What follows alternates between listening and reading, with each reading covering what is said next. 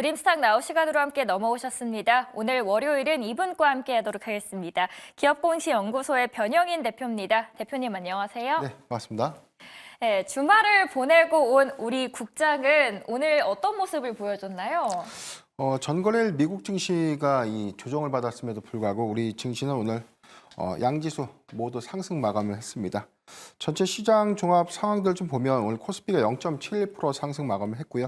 코스닥이 1.59포인트 상승 마감을 했어요.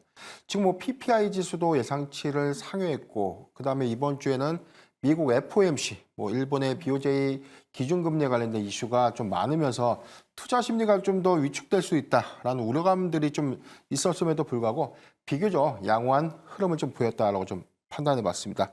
오늘 전체 수급 추이를 보면 기관이 양시장 모두 순매수 우위를 좀 보였고요. 외인이 코스피에서는 889억 원 순매도 우위를 좀 보였지만 코스닥에서는 1,897억 원 순매수 우위를 보이면서 약간의 어떤 희비는 좀 있었지만 전반적으로 외인과 기관의 수급은 일정했다라고 좀 판단해봤습니다. 현물 시장에서는 외인이 최근에 어떤 제가 오후장 초반까지만 하더라도 외인 선물의 경우에는 순매수 부분이 좀 더 강했는데 장 후반에 일부 이 매도세가 좀 나오면서 68억 원 정도 순매도 흐름을 좀 보였지만 미결제 약정 대금이 소폭 감소했다가 다시 좀 증가했던 추이에 관해서는 수급은 그래도 비교적 좀 양호한 흐름을 좀 보여주고 있는 것이 아닌가라고 좀 판단해봤습니다. 오늘 장 안에서 삼바는 52주 신고가를 기록했습니다. 이 생물보안법이 미국 상원을 통과하면서 미국과 중국 갈등에 따른 반사수혜로 보면 될까요? 우선 오늘 52주 신고가, 그래서 삼성바이오로직스가 지난 저점이 10월 4일 66만 8천 원. 그런데 최근 뭐 주봉상의 고점이 100만 원대였죠. 주가가 그동안 굉장히 좀 많은 낙폭을 좀 보였던 이유, 이 부분이 굉장히 호실적 기조를 보였음에도 불구하고 바이오 섹터 전반적인 어떤 투자 심리가 좀 위축됐던 요인도 좀 작용을 좀 했었고, 다만 주가가 정상화되는 과정 안에서 이 반사수에도 조금 더 작용을 하는 것이 아닌가라고 좀 보고 있습니다. 중국의 최대 유전체 회사 BGI 그룹 등의 이 미국 사업 등을 금지하는 법안, 생물보안법이 미국 하원을 통과했고 상원까지 좀 통과되면서 대통령이 최종 서명을 좀 남기고 있다라는 어떤 소식이 좀 전해왔는데, 중국의 이 최대 바이오사 이 우시바이오로직스와 우시앱텍이 전체적인 미국의 매출 포지션이 한 50% 정도를 차지하고 있습니다. 그러니까 미국 내 매출 비중이 50%가 차지하고 있는데 이 법안의 최종 서명을 하게 되면 더 이상 중국 이 바이오 업체가 미국 내 사업을 할 수가 없는 것입니다. 그래서 여기에 관련된 반사수혜가 우리나라 CMO 또는 CDMO사인 셀트리온과 삼성 바이오로직스의 어떤 반사수혜 기대감을 좀 작용했다라고 좀 보여지고요. 삼성 바이오로직스의 경우에는 지금 4공장이 이 가시화가 되면서 전체 생산 캐파가 한 62만 리터. 그래서 이제 5공장의 경우에는 내년 4월 정도에 좀 준공이 된대. 이게 최종적으로 준공을 앞두게 되면 연간 79만 리터. 이 부분은 단일 글로벌 최대입니다. 그렇기 때문에 해당 캐파 물량이 삼성 바이오로직스나 셀트리온에 좀 양분화돼서 이런 반사수의 효과 안에서의 어떤 수주량들을 좀 더 늘려간다면 충분한 실적 베이스에 대한 이 작용 효과도 좀 클 것이다라고 좀 기대가 되고 있기 때문에 오늘의 상승은 단순한 수급적인 어떤 의미보다 향후에 대한 어떤 반사수의 실적과 연동된 어떤 기대감들을 수반했다라고 좀 평가하고 싶습니다. 저희 시청자분들께서 삼바 함께 삼바 춤을 추면서 올라타야 될지 아니면은 다른 기업을 봐야 될지 고민이다라고 하셨거든요. 네. 혹시 어떻게 보십니까, 대표님께서는? 일단 뭐 수급상에서 우리가 지금 최근에 반도체 섹터가 굉장히 좀 강했고 미국의 엔비디아발 훈풍이 계속해서 좀 지속됐고 단기 이벤트 뭐 GTC 2024도 있고요. mem콘 2024도 26일에 좀 개최될 수 있는 모멘텀. 그런데 우리가 3월이 좀 지난다는 것을 우리가 가정해 본다면 최근에 막상 굉장히 좀 많이 올랐던 반도체가 계속해서 상승 탄력도를 좀 보여줄 수 있을까? 이 부분에 대한 관점을 우리가 좀 주목을 해봐야 된다. 이게 뭐냐면 제가 최근부터 좀 강조드리고 있던 포인트가 미국의 연준에 관련된 어떤 이슈 이 부분은 조정의 빌미. 그러니까 주가가 한 번쯤 조정할 수 있는 어떤 이유를 좀 찾아야 되는데 이런 빌미 안에서 단기간 급등했던 종목들의 차익 매물이 좀 강하게 나올 수 있는 부분. 이 부분이 이미 그 시점에 도래가 되면 내가 팔고 싶은 구간에 팔 수가 없습니다.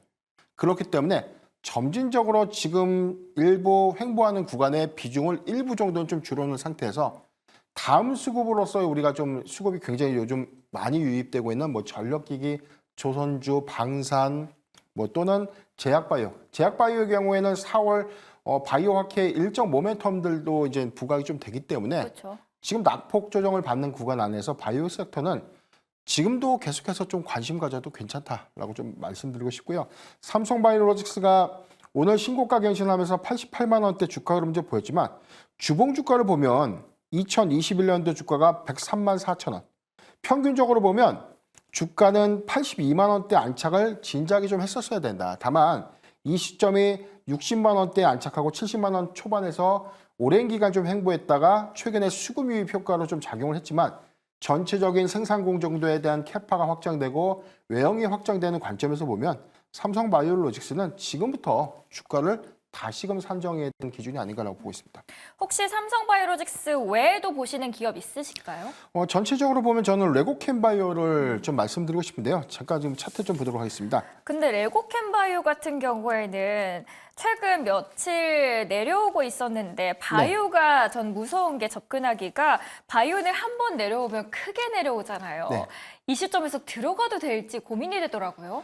변동성에 대해서는 지난 3월 4일에 주가가 53,800원, 그래서 단기간 3월 11일 84,000원대까지 신고가 갱신을 했는데 여기서 갱신했던 이유, 여기서 추가적인 어떤 이슈가 부각됐다기보다는 4월 5일 개최가 될 예정인 미국 암학회에서 기초 파이프라인 5종을 공개하겠다는 이슈였습니다. 이게 단순한 기대감으로만 우리가 시장에 인식을 하는데 정확하게 우리가 바이오 섹터를 좀 공부하고 우리가 바이오 섹터를 좀 투자하는 이 접근 방법은 이 회사가 어떤 파이프라인으로 돈을 벌 것인가 이 관점에서 우리가 접근을 해야 되는데 단순하게 5종의 파이프라인을 공개한다고 해서 주가가 올라간 것이 아니라 레고캠바이오의 과거 이력을 봐야 됩니다. 과거에 1조 6천억 원 규모의 이 기술 이전 계약을 체결한 게 있었어요. 암젠과 1조 6천억 원 규모의 기술 이전 계약을 좀 체결했는데 이게 임상 시험을 통해서 결과값을 도출해서 기술 이전이 된 것이 아니라 비임상 데이터만 갖고 기술 이전이 됐다는 것이죠. 그래서 ADC 항암체라는 것은 항원과 약물의 복합체입니다. 항원은 항체에만 반응을 하는데 약물은 항원에 반응을 하지 않아요. 근데 이 두 가지를 베이스해서 항원에 반응하게끔 만드는 이 전달체가 ADC입니다. 그래서 이게 이 기술이 특화되기 때문에 환자의 이 적응증이라든가 면역세포만 골라서 면역세포를 지켜주면서 암종이나 이 치료를 해야 되는 질환에 대해서만 공격을 하는 것이죠. 그래서 좀 치료를 하는 이 방식인데 레고캠바이오가 여기 5종에 관련돼서는 지금 증권가에서도 아직 파이프라인이 공개가 되지는 않았지만 2종에 대해서는 상당한 이 빅파마들의 이 비임상 데이터에 관련된 어떤 가시성 이 부분을 주목한다. 이 모멘텀이 어떤 기대감으로 좀 작용을 했다라고 좀 보고 있고요. 최근에 수급이 84,000원 이탈하고 난 이후에 오늘 69,300원 보합권에서 0.4% 정도 상승 마감을 했지만 현재 구간은 좀 접근이 가능하다고 보고 있습니다. 그래서 4월 5일 미국 암학회에서 관련된 세부적인 이 파이프라인 5종이 공개가 되고 여기서 타깃이 될 수 있는 3종의 이 치료제가 어떤 유형으로서 빅파마들의 관심도를 이끌 수 있을까? 이 부분이 중요한 체크포인트라는 점 참고하시길 바라겠습니다. 제약바이오 안에서는 레고캠바이오까지 소개를 해주셨습니다. 요즘 조선주도 좋습니다. 미중 분쟁의 수혜로 한국이 반사이익을 얻을 수 있다라는 기대감 때문인데요. 한편으로는 미국의 제재가 한계가 있을 거다라는 의견이 나오면서 한국의 수혜 그렇게 크지 않을 것이다라는 의견도 있습니다. 대표님께서는 어떤 시각으로 바라보시는지요? 조선주의 경우에는 지금 뭐 미중 반사수혜 그래서 최근에 수급이 유입됐던 것들의 대표적인 것들을 보면 미국과 중국의 분쟁 안에서에 대한 반사수혜 산업군 이 부분이 수급으로 유입되면서 기대감으로 좀 충족됐던 흐름인데 지금 최근에 조선주의 이 상승은 사실 이 미중 무역 분쟁에 관련된 어떤 반사수혜라기보다는 신조선가에 대한 이 상승 그래서 새롭게 건조될 수 있는 이 배 가격이 굉장히 비싸진 겁니다. 중고성가도 요즘 굉장히 좀 이 최고가를 좀 갱신했다는 어떤 보도가 좀 있었는데 신조선가 지수가 급등을 한다는 것은 앞으로 추가적으로 받고 있는 선박에 대한 이 개발도, 이 수주 금액들이 더 올라간다는 뜻입니다. 그렇기 때문에 이게 단기간에 우리가 수주를 하는 것이 아니라 일정 수주를 받고 난 이후에 인도 시점까지에 대한 비용 같은 것들을 우리가 다 추산을 해보면 우리나라의 경우에는 중국에 비해서 굉장히 좀 고부가 선박에 좀 더 집중을 하고 있죠. LNG선이라든가 탱커선 같은 그런 고부가 선박에 좀 집중하면서 최근에 뭐 암모니아 운반선도 있고요. 맞습니다. 이런 고부가 선박에 집중하고 있는 것 안에서 신조선가 역시 사상 최고치를 좀 갱신했다는 것은 부가 수익원들이 크게 상향될 수 있다는, 그래서 실적과 좀 연동을 해봤을 때 기존 수주 이외에 추가적인 실적 부분, 이익 개선 효과들이 더 극대화될 수 있다는 기대감들이 좀 반영됐다고 보고 있고, 미국과 중국의 어떤 분쟁 안에서는 중저가 선박의 경우에는 지금 중국의 시장 점유율이 굉장히 높아졌어요. 이 부분들에 대한 반사 수혜가 소형 조선사들의 어떤 수혜로도 작용할 수 있지 않을까라는 기대감들은 반영되는 것 같습니다. 그 밖의 이슈들 주목되는 것들이 있었을까요, 오늘은? 전체적인 어떤 상황들 보면 오늘 전력기기, 그다음에 전선주가 좀 굉장히 좀 강했고 네. 여기에 대한 낙수 효과들을 보면 지금 AI 산업의 개화, 이 시장 개화 때문에 전력 수급이라는 이 글로벌 화두가 생긴 겁니다. 그렇기 때문에 지난해부터는 노후 변압기를 교체해야 되는 미국과 유럽 시장에 관련된 이 파이, 그래서 아직 수요가 공급을 따라가지 못했죠. 공급이 정말 부족한 실정이에요. 그럼에도 불구하고 2023년도 사상 최대 실적 기조 유지를 했고요. 올해도 그런 실적 기조는 좀 이어질 것인데 여기에 더해서 전력 인프라에 대한 구축 이슈가 좀 부각이 된 거죠.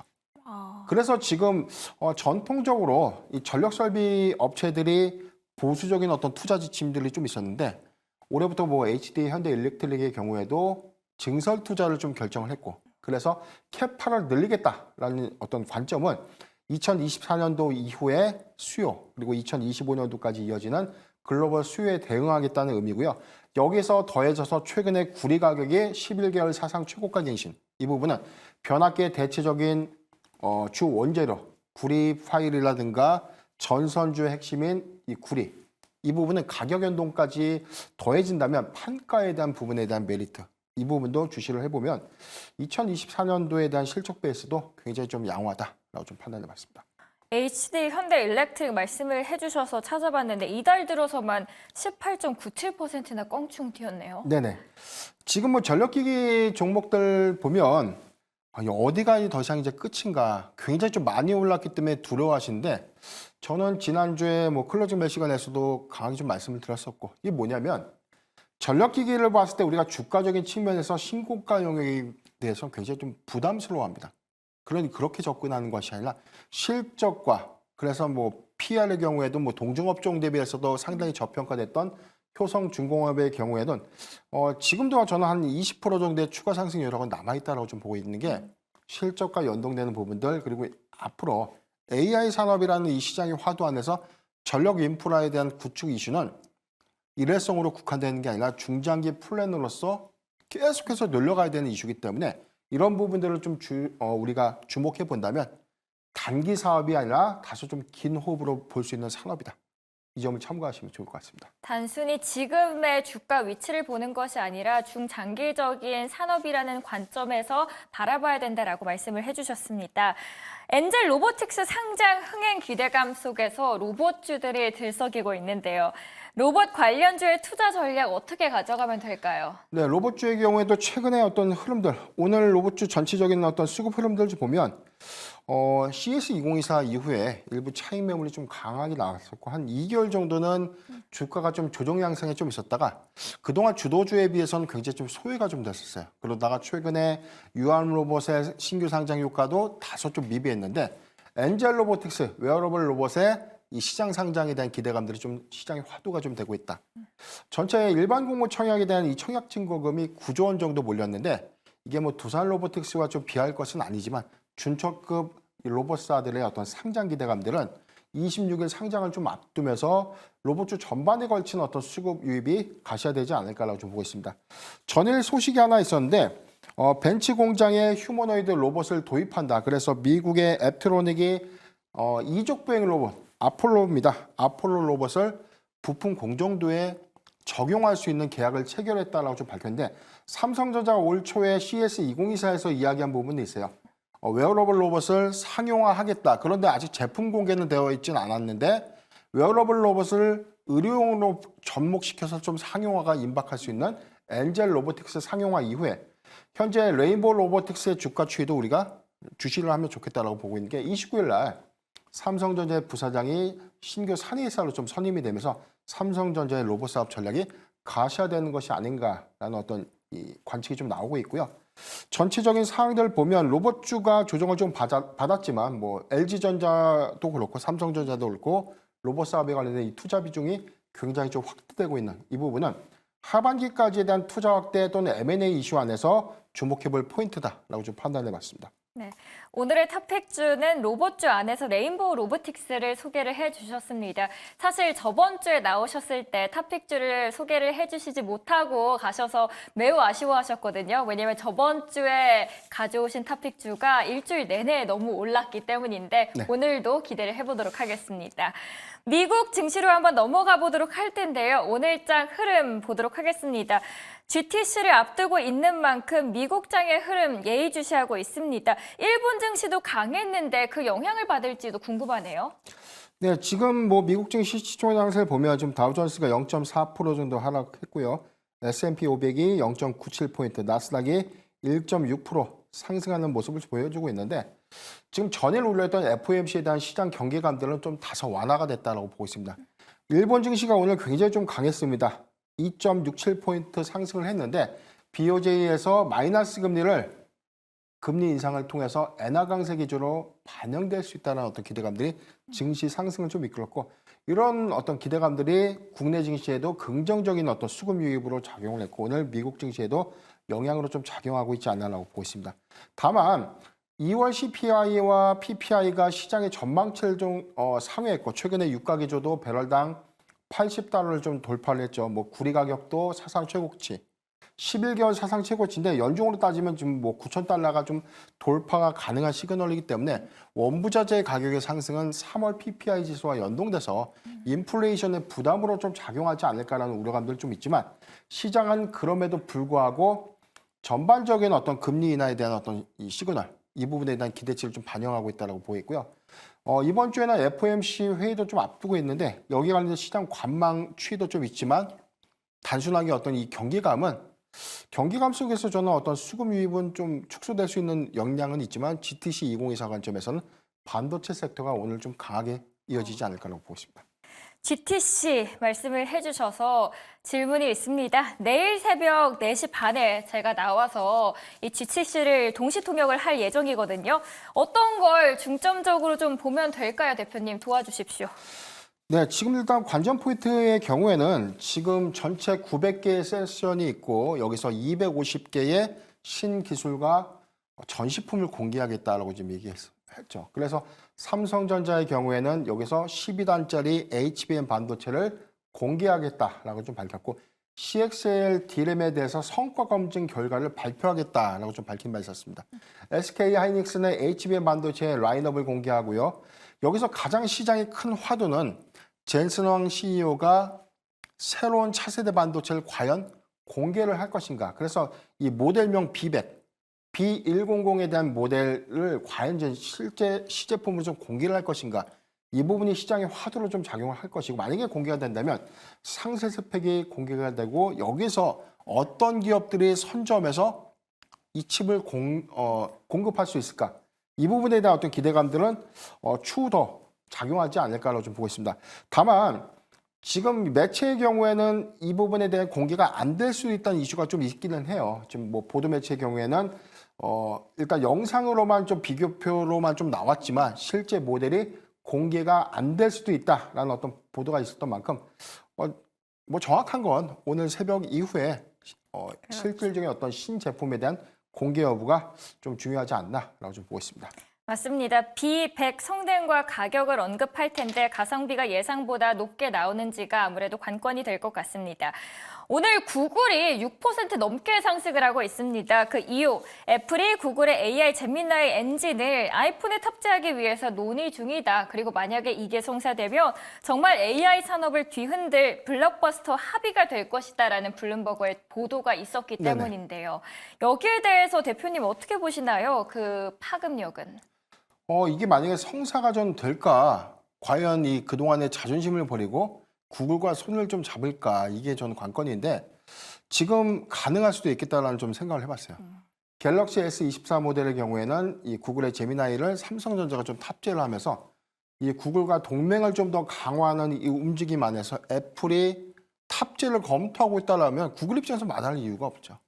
그런데 만약 이게 성사가 되면 시장의 어떤 운영체제의 변화도 가져올 수만큼 굉장히 좀 획기적인 어떤 일들이 아닌가라고 좀 보고 있기 때문에 지금 AI 이 폰에 대한 출시가 상대적으로 지금 이 애플이 좀 더 늦었던 이런 시장 공략을 디바이스에 대한 선점 효과를 이미 검증된 이 구글의 제미나이 탑재로 극복을 하겠다는 어떤 의도가 아닌가라고 좀 보고 있는데 부연 설명 안에서는 오픈 AI와도 협의를 검토 중이다, 협의를 진행 중에 있다라는 발표가 있었기 때문에 아주 확정되기까지는 조금 우리가 좀 관망을 해야 되지 않을까라고 좀 보고 있습니다. 맞습니다. 두 가지 부작용도 수반될 가능성이 있습니다. 첫 번째로는 애플이 자체로 AI 산업을 주도적으로 하지 않는다는 점이고요. 두 번째로는 초거대 기술 기업 간의 파트너십인 만큼 추가적으로 독점 금지 조사를 받을 우려도 있습니다.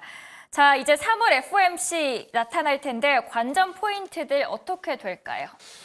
이번에는 굉장히 저는 증시의 변곡점이다라고 좀 보여지고 있는 부분이 과연 이 연준의 점도표에 대한 변화입니다. 그래서 지금 연내 이 기준금리를 0.75포인트 인하할 수 있다라고 발표를 했지만 이 부분이 0.5포인트에 대한 인하인가. 그래서 금리 인하의 횟수도 3회에서 2회로 하향될 수 있다. 이런 우려감들이 불확실성으로 좀 작용했다. 그래서 이제 최근에 투자 심리를 크게 위축시키는 요인으로 좀 작용을 했는데 과연 이 부분에 대해서는 아직 전문가들의 이 팽배한 그렇죠.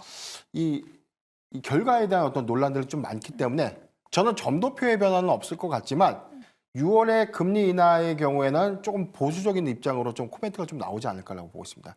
지금 6월에는 우리가 금리가 인하될 수 있다라는 기대감들을 좀 가졌는데 PPI가 예상치를 좀 더 상회했고 최근에 유가 기조라든가 원부자재 가격의 상승 추이를 좀 보면 이게 3월에 이 CPI라든가 PPI의 영향도가 과연 연준이 만족할 만한 어떤 수치일까? 그다음에 뭐 비농업 부분의 고용 지표도 상대적으로 좀 더 강했잖아요. 이 부분은 고민이 될 수밖에 없는 수치는 맞다라고 좀 보여지는데 궁극적으로는 전체 2회 정도의 인하, 뭐 3회 횟수가 좀 중요한 것보다는 금리 인하는 가시화가 된다.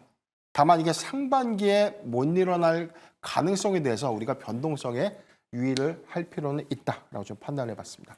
네, 이제는 선물 시장 6월 금리 동결 전망이 40%까지 올라왔고요.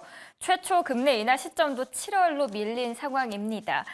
이제 메모리 풍향계 마이크론 테크놀로지의 실적 발표도 남아 있습니다. 현지 시각으로는 20일 예정되어 있는데 어떻게 예상하고 계신가요? 지금 이 변곡점이다라고 좀 저는 보고 있어요. 지금 GTC 2024가 젠슨 왕의 기존설 끝나고 나면 저는 세론 효과로 좀 작용하면서 일부 반도체주의 경우에는 차익 매물을 좀 소화하는 과정에 진입하지 않을까라는 우려감들이 좀 있고 국내 증시에 대한 영향도를 봤을 때는 CXL이라는 26일에 mem콘 2024에 대한 학회 이벤트가 있죠. 네. 이 부분에 관련된 수급은 아직은 유효할 것이나 가장 중요한 변곡점은 마이크론의 2분기 실적이다라고 좀 보고 있습니다. 왜냐하면 시장의 눈높이가 굉장히 좀 커졌고 최근에 이 호실적을 기록했던 AI 업체들이 2분기 가이던스가 시장 전망치에 부합했다는 이유만으로 조정을 좀 받았어요. 이 이유는 뭐냐면 전체적인 어떤 이 가이던스 눈높이 회사 측이 좀 제시하고 있는 이 수치가 월가의 전망치에 부합한다면 여기를 상회하는 결과값들이 나온다면 기대감에 주가가 좀 더 상승할 수 있는 여력으로 좀 작용을 하겠지만 아직 그런 부분에 대해서 좀 미비점이 좀 있고 다만 이제 투자은행의 경우 시티그룹이 전체 95달러에서 150달러까지 목표 주가를 좀 상향했다는 점. 최근에 이 골드만삭스의 경우에도 112달러에서 120달러를 목표 주가를 좀 상향했다는 점은 2분기 실적에 대한 전망치보다 3분기 가이던스, 3분기 실적에 대한 이 추정치에 대한 기대감들을 반영하고 있다고 좀 판단했기 때문에 지금 시장의 경우에는 매출 가이던스 51억에서 55억 정도는 충분히 돌파 가능한 실적을 좀 기록할 것이지만 3분기 매출 가이던스, 여기에 관련된 순이익 가이던스도 중요한 체크포인트가 아닌가라고 좀 보고 있습니다. 다행히 투자은행들에서는 마이크론 테크놀로지 2분기 실적 발표에 대해서 좋게 보고 있고 그에 따라서 투자 의견을 상향 조정하고 있지만 가이던스에 저희는 계속해서 지켜봐야 될 것 같습니다. 이번에 일본은행 내일 오전 결과가 발표될 예정인데요. 금융정책 전망과 앞으로 거기에 대한 증시에 미칠 영향 어떻게 보시나요? 지금 일본 매체의 경우에는 지금 금리는 인상한다라고 좀 되어 있죠. 그런데 지난번에도 사실은 인상을 한다고 했는데 동결로 갔었다는 것이죠. 그래서 이번에 이 미국의 FOMC에 관련된 영향들을 보고 좀 판단할 것인데 일정도 앞에 있죠. 그렇기 때문에 근본에는 마이너스 기조 금리를 마치고 0%대 금리로 좀 전환되지 않을까. 그래서 지금 일본 매체의 경우는 0%에서 0.1% 정도의 상승되는 금리 인상을 좀 단행할 것이다라는 어떤 기대감이 좀 나오고 있는데 이게 어떤 것들을 의미하냐면 기존의 엔화 약세장에서 엔화 강세장으로 좀 전환이 된다는 것이죠. 이 부분은 전통적으로 우리 증시에 굉장히 수급적인 측면에서 굉장히 긍정적인 효과를 좀 작용할 것입니다. 과거 증시의 호조성들을 우리가 복기를 좀 해보면 엔화가 강세했던 시점에 국내 증시의 수급 유입도가 굉장히 좀 높았다는 점을 좀 참고해 보면 여기에 수출 실적에 대한 반사 수혜주로 거론되고 있는 자동차, 조선주의 수혜로 좀 작용한다라는 리포트가 오늘 있었는데 여기에 더해서 전 정밀기계 또는 반도체 소재 부분에 대해서는 엔화 강세에 관련돼서 충분한 어떤 반사 수혜로 좀 작용될 수 있다는 점. 이 부분은 개별 기업의 실적 영향도도 주목을 해보자라고 좀 판단해봤습니다. 대표님, 그러면 토요타가 잘 팔린 게 엔화 약세의 영향이었다라고 봐도 됩니까? 그동안 상당 부분의 영향은 있었다라고 좀 보고 있습니다. 다만 올해 지난해 4분기 이후에 토요타가 지금 엔진의 성능 저작을 좀 위조하는 어떤 도덕성에 큰 타격을 입었던 어떤 사건들이 좀 있었고 여기에 신뢰도가 조금 하락했던 요인들 이 부분과 최근 현대차의 시장 공략들이 좀 더 굉장히 강화되고 있는 측면 그리고 현대차의 디자인이 미국에서 굉장히 큰 인기를 얻고 있다는 점 이 부분은 같은 어떤 차종 안에서의 엔화 강세 기조라면 충분한 경쟁력으로 좀 작용하지 않을까라고 좀 판단하고 있습니다. 네.